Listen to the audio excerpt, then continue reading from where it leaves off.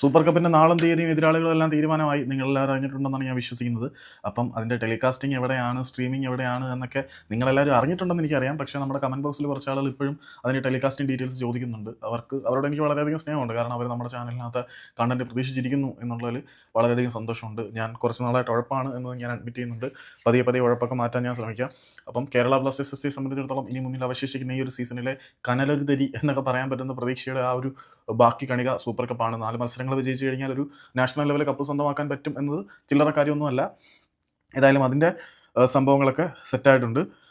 സംഭവങ്ങളൊക്കെ സെറ്റായി എന്ന് പറഞ്ഞാൽ എന്താണ്, നമ്മളുടെ ടെലികാസ്റ്റിംഗ് സ്ട്രീമിംഗ് തീരുമാനങ്ങളായിട്ടുണ്ട്. ലൈവ് സ്ട്രീമിംഗ് നടത്തുന്നത് ജിയോ ഹോട്ട്സ്റ്റാർ ആണ്. ടെലികാസ്റ്റിംഗ് നടക്കുന്നത് സ്റ്റാർ സ്പോർട്സ് 3-ലാണ്.